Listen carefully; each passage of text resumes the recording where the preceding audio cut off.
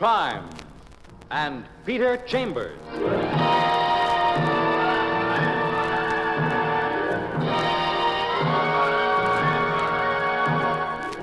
Created by Henry Kane, transcribed and starring Dane Clark. Private investigator, duly licensed and duly sworn, Peter Chambers.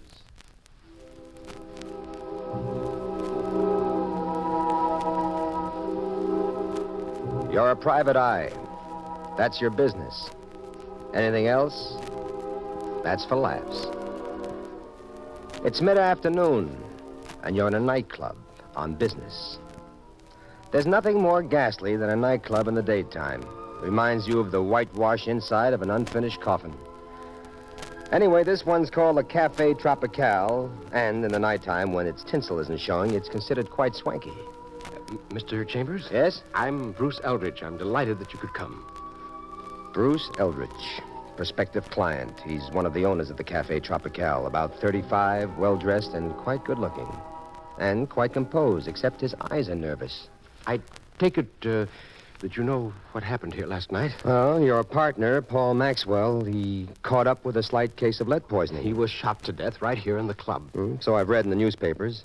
Observe the architecture of our little nightclub here. Now, there's this narrow little room where the bar is. Yeah? And off there's the archway which leads into the club proper.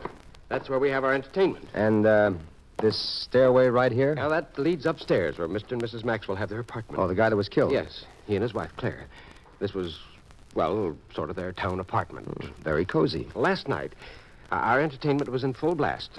Paul Maxwell, was seated out here at the bar alone. He was shot and killed. He slumps over. Nobody's the wiser. Tobias, the bartender, thinks Paul has grabbed a little catnap. And it's definitely established by the police that he was shot from the main room, through the archway. And what about the gun? Well, sir, one of our patrons, the distinguished book critic, Mr. Charles Morse, felt something strange in his top. Now, wait a minute. Don't tell me that turned out to be the murder gun. Yes, it did. In the rush of the crowd, the culprit probably slipped it into the first strange pocket he found, which turned out to be Mr. Morse's. And what did this Charles Morse do? Well, he turned it over to the management, which in this case was Mrs. Maxwell, Claire Maxwell. The new widow, huh? Well, how many people in this management? There were three. Paul, myself, and Claire, equal partners. Claire also acted as hostess. So, what happened then? Well, Mr. Morse waited for the police, told them the story, and that was that. The police, of course, now have the gun. Okay, Miss Eldridge, where do you fit me into this? I have reason to believe that it was my gun. What? I owned a gun like that. I have a license for it. 2 days ago, it disappeared from my apartment. Now, Mr. Chambers, I want to retain you right now to find out who stole that gun and who murdered Paul Maxwell. Well, don't you think the cops will attend to that? That's just what I'm afraid of. They'll attend to it, and they'll come up with me. Guns can be traced, can't they? I see what you mean. There's a $500 fee in it for you, sir. All right. Now, just where were you about the time Paul Maxwell was killed? Inside, the main room.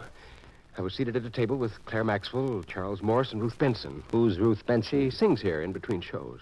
What were you people doing at your table at the time? We were watching the show. New act. Calvin Cole, a wizard on the Afro-Cuban drums, and a dancer, Menage. All right, now, explain to me how a guy can get shot from the main room to this bar here without anybody hearing the shot or seeing the flash. Well, Mr. Chambers, you see, there was a show. Good afternoon, Mr. Eldridge. Well, hello, Mr. Chambers. Oh, you know our bartender, sir. You know Tobias? He knows a lot of bartenders. I used to serve him when I worked in PJ's. Toby Tobias, lank and thin with a shock of hair falling over his forehead. And the wise, old, ageless eyes that seem to be the trademark of bartenders born to be bartenders. Well, Toby, would you explain to Mr. Chambers how a shot can be fired and a man killed during our entertainment without anyone being the wiser? It'll be my pleasure, Mr. Eldridge. You know who we got here, don't you, Mr. Chambers? Yeah, Calvin Cole, they tell me, and his Afro-Cuban drums, and Menage. Yeah. Oh, now, here's how it works. The lights go out, you see, with a small spot on Calvin. Now, he wraps them drums like gunshots. Then this Menage comes out in a wild veil dance, and they work the lights like flashes of lightning around us. So, a shot from a real gun, it gets covered by Calvin Cole's drum beat gunshots and then flashes of lightning around this Menage. Oh, I get it. Is Mrs. Claire Maxwell upstairs? Yeah, she is. Is it okay, Eldridge, if I go up and see her? don't see why not. Well, thanks. It's the door at the head of the stairs. Yes? Who is it? Mr. Eldridge said I could speak with you. May I come in? You may. She sits down, crosses her legs, and lights a cigarette. She's blonde, blue-eyed, on the sunny side of 40, and she's got her points. She's also got a pretty quick temper, it seems. What is it, please? My name's Peter Chambers. I'm a private investigator, and I've been requested to look into the events of last night, so, You've been requested, huh? Yes, ma'am. Well, listen, you private eyes in books, private eyes in radio, fine, a lot of fun. When it comes to real life, I don't go for it. We got the police, and the police are working on this, and I'm cooperating with them fully. So do yourself a favor, young man. Get out of here.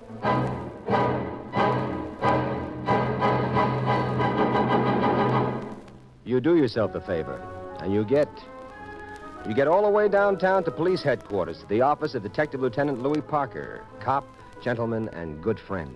Hiya, Peter Piper. Afternoon, Lieutenant. Oh, I detect a real sweet note in your voice. Okay, what client is paying you how much for you to find out from us what he could have found out for himself? Huh? You know the usual cry of the private eye. It's confidential. All right, young fella. What are you working on? I'm working on that shooting last night at the Cafe Tropical. Did you trace the murder gun yet? No, but we're working on it. Real interesting case, Pete. How so? Know the details? I know he was shot from the main room all the way out to the bar while the drum guy was working and the dame with the lightning was dancing. Yeah. One bullet, one shot. It finished him. You know anything about trajectory, Pete? An angle of entrance? Hey, them's fancy words. I got them from my science boys. Trajectory tells you about the flight of a bullet. Angle of entrance tells you from what direction the bullet came. And my science boys measured it perfectly. It eliminated everybody in that main room except a group around one table. And what table was that? The one Bruce Eldridge was at. There's no question the bullet came from that room, from that table. No powder marks on the body, distance estimated, trajectory, angle of entrance, perfect, everything. Well, all you had around that table were Bruce Eldridge, Claire Maxwell, Charles Morse, and Ruth Benson. Mm-hmm. And one of those is eliminated. Which one? Ruth Benson. She left the room while Maxwell was still alive, went upstairs, powder room. Well, does she know that she's eliminated yet? No, Pete. I like to keep them all guessing, you know. Claire Maxwell, the wife, Charles Morse, a book critic, and Bruce Eldridge's partner. Well, it certainly narrows them down. To what? The wife? Why should she? She's married to a rich man. She's sitting pretty. The book critic? Why should he? If he were the murderer, would he plant the murder gun in his own pocket? The partner? Why should he? Paul Maxwell is the brains of Cafe Tropical, and the operation is making money, Pete. Well, how about prints on the gun? Yeah, smudges. Look, Louis, I'd like... Yeah, there's a request for a favor coming up, huh? Well, two things. One, I'm going up to interview Ruth Benson. Can I tell her that you've eliminated her as a suspect? Well, it'll make a real big Sherlock out of me, and it'll make for her cooperation. Yeah, well, you talked me into it, Pete. I have to break it to all of them sooner or later. What is the second favor? Well, the addresses of the interested parties. Oh, it's an easy one for a change.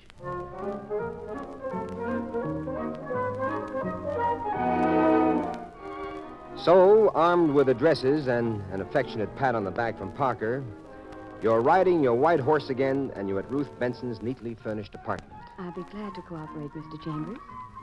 Please make yourself comfortable. A brunette with glistening black hair and glistening black eyes, and more curves than the Indiana Raceway. You give her Parker's dope about her being eliminated as a suspect, and you get what you want. Cooperation. Anything, Mr. Chambers. Anything at all. Well, first, Bruce Eldridge. He used to own a gun once. That's a joke. I know about that gun. Would you break that down for me a little? Well, about 2 weeks ago, I was at his place. Bruce writes beautiful music, and I'm a singer, you know. And Yeah, I understand. we were out on the terrace, and he brought out that gun of his, and by accident went off. And guess what? I give up. He fainted dead away. Guy's got a phobia. As a matter of fact, when Paul Maxwell found out I'd been at Bruce's apartment, he raised the roof. And what did he raise the roof about? Oh, well, Paul and I, we, sort of had a thing going. And Paul and Bruce, was this thing what they argued about? Mm-hmm. But it's ridiculous. Bruce was perfectly innocent of any wrong intention. Of course. Well, Miss Benson, thank you very kindly. Not at all, Mr. Chambers.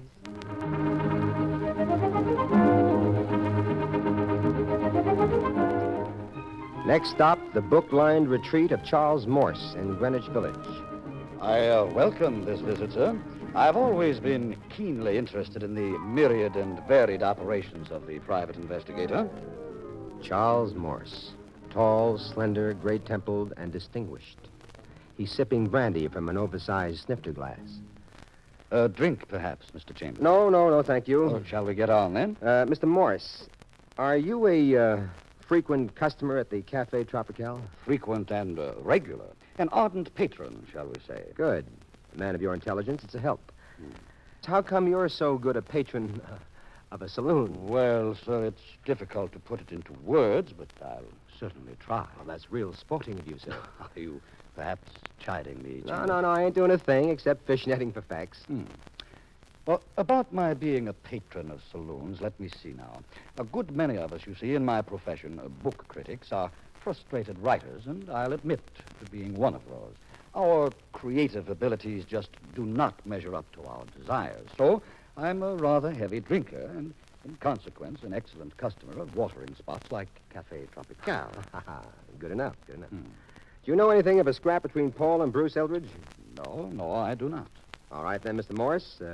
Thanks for the use of the hall. But it was most stimulating, Mr. Chambers. I'm at the cafe almost every night, you know, so if you have any further need of my assistance in any way at all, please don't hesitate.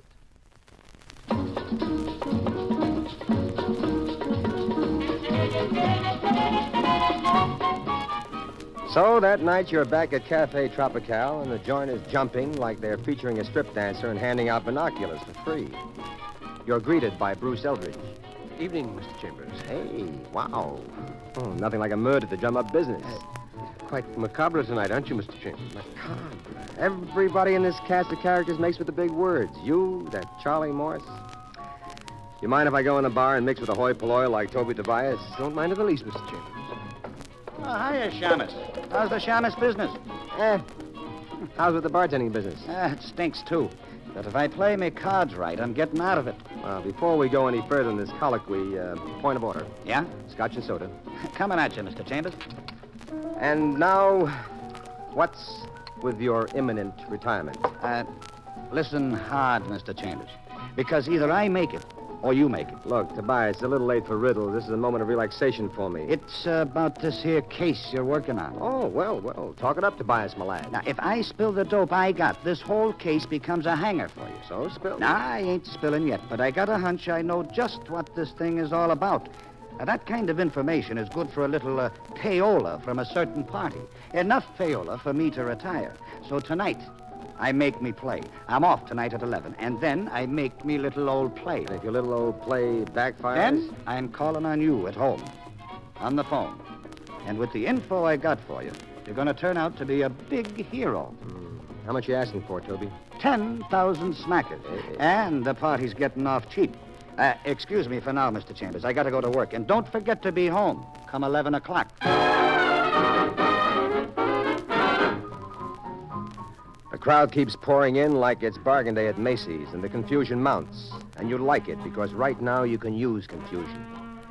It gives you a chance to slip off your bar stool and slip up the stairs. The door to Claire Maxwell's room isn't locked. And inside you do a rapid search. And out of a dresser drawer, you come up with an interesting item. An expensive, heavy gold medal. On one side, there's an engraving of crossed pistols, and beneath that, the initials CM. CM. Claire Maxwell. The reverse side says Westchester Target Club competition, first prize, June 15th, 1953. You slip the medal in your pocket, and you're ready for a further gander when... What's going on here? Clara Maxwell. Indignation in her eyes, and much worse, an automatic in her hand. Big, black, deadly. Are you looking for something, Mr. Chambers? Nothing special, Mrs. Then Maxwell? get out of here quickly, please. I'm not finished yet, Mrs. You're Maxwell. finished, or you will be. Look, I got a right to shoot. You're a trespasser here. Now, don't come a step nearer, or I'll shoot.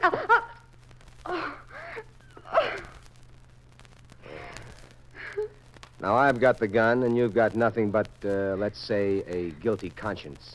Because you meant to shoot. Get out! Get out! A little lesson first, Mrs. Maxwell. Right here, see? You see? This is a safety catch. The gun don't go off unless the safety catch is unhooked. That's for next time. Now, for now, I take the clip out, throw your gun back to you like so, and I say, bye now.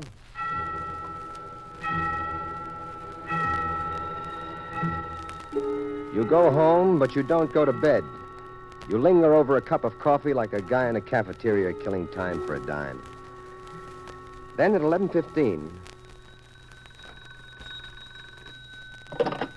Hello? Mr. Chambers. Yeah? Toby. Now, Oh. look, the party give me a bellyache, so now I give the party a bellyache. Where are you at, the Tropical? No.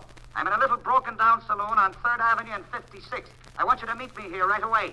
Oh, what happened to your retirement plans, Toby? I ain't going to retire, but the party is.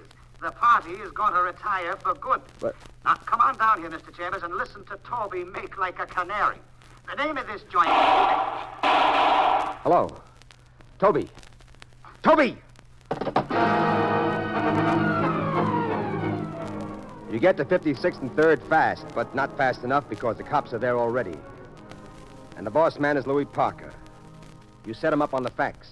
And it's directly connected with the other thing, right? Couldn't be righter, Louis. Any idea who that certain party was? No idea at all. Any witness to this shooting? No, nothing.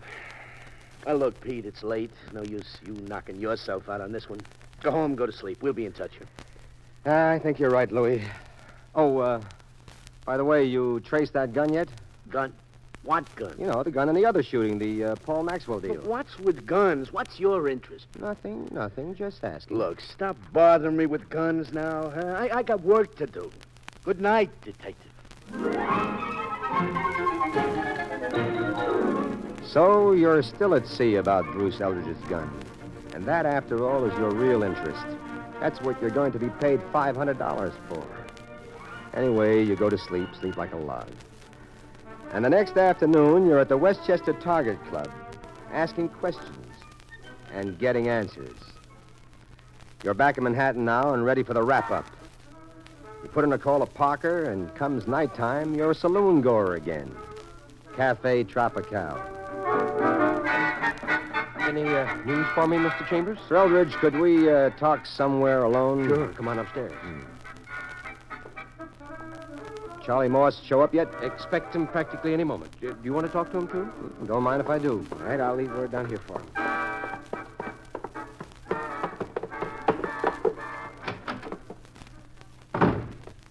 All right, then, Mr. Chambers. Sir Eldridge, why didn't you tell me there was bad blood between you and Mr. Maxwell? Well, I wouldn't. Over Ruth Benson. Well, because I don't believe in washing dirty linen in public. Now, look, Mr. Chambers, I didn't kill Paul Maxwell. I was told you people wanted to speak with me. Mr. Chambers, I said I didn't kill Paul Maxwell. I know that, and I'm not accusing you. But- I am, however, accusing him. Charles Morse? I'm accusing him of the murder of Paul Maxwell and Toby Tobias. Have you gone out of your mind, Chambers? Now, listen, my dear cultured book critic. You see this medal? See it? Which I found in Mrs. Maxwell's room? Well, that set me on the right track. Medal? The initials on it are CM. I thought it was Claire Maxwell. But this afternoon, I learned at the Westchester Target Club that CM was for Charles Morse. And on the strength of that, you're accusing me. Only one of 3 people could have killed Paul Maxwell. Yes, that's right. The police have already informed us of that. Bruce Eldridge, no soap, a gun phobia. Claire Maxwell, no soap, because she pulled a gun on me yesterday. And she didn't even know how to flip the safety catch. Plus, our murderer had to be a crack shot. He killed Paul with 1 bullet. That, my good friend, leaves us... That is all, Mr. Chambers. My compliments. Notice, please, I'm holding a gun, and as you know now, it's in the most competent of hands. And as long as you've got the drop on us, friend, you may as well complete the story just to satisfy our curiosity. No, but I will finish it to exonerate Claire Maxwell. She had nothing to do with Paul's murder. She had your medal, pal, and a rather expensive one. I loved her, and she loved me.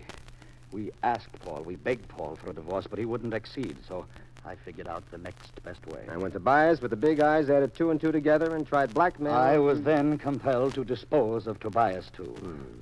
And now, what kind of chance do you think you have now? I don't know, but I'll find out. I intend to make a run for it. So, I back to the door. And remember, gentlemen... Okay, Charlie, drop the gun. Charles Morse may have won a medal, but Parker has won many medals. Anyway, in the exchange of gunfire, Morse winds up with a leaking shoulder, and Parker winds up with a wide smile. And the next day, seated in your office, you thank Louis Parker for his nick-of-time heroics, and you're back to your favorite subject. Louis, just for kicks, was that original gun traced yet? No, and I got it right here. My bet is he bought it in the hock shop. Hey, you see, every possible mark of identification has been filed off. Nobody can actually trace that. Oh, I don't know. Some people have an intuitive sense. Some people can tell just by looking at things. Oh, meaning you. That's precisely what I mean, Lieutenant. Look, Detective, if you can tell me where this gun came from, I'll donate $500 to the Damon Runyon Fund. Fair enough. But if you don't, you donate. That's a deal. Now, look, Louis, I got big fat news for you. I couldn't tell you before, but that gun hasn't... Mr. Chambers, I found my gun. You what? Yes, it had fallen behind some books on the shelf, and my maid had cleaned Hey, what's this all about? Yeah, but nevertheless, Mr. Chambers, I owe you $500, and I want to write my check for it this very moment. Yeah, you write your check and make it out to the Damon Runyon Fund and give it to the lieutenant here. Oh, well, now, that's very charitable of you, Mr. Chambers. Very charitable indeed.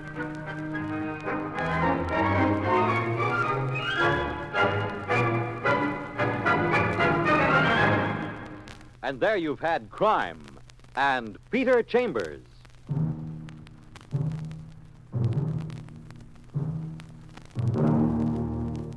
Dane Clark was starred as Peter Chambers. Crime and Peter Chambers was created and written by Henry Kane. Others in the cast were Bill Zuckert, heard as Lieutenant Parker, Ann Petoniak as Claire, Ed Peck as Charles, and Nelson Olmsted as Bruce. It was directed by Fred Wade. This is Fred Collins inviting you to tune in next week, same time, same station, for Dane Clark in Crime and Peter Chambers.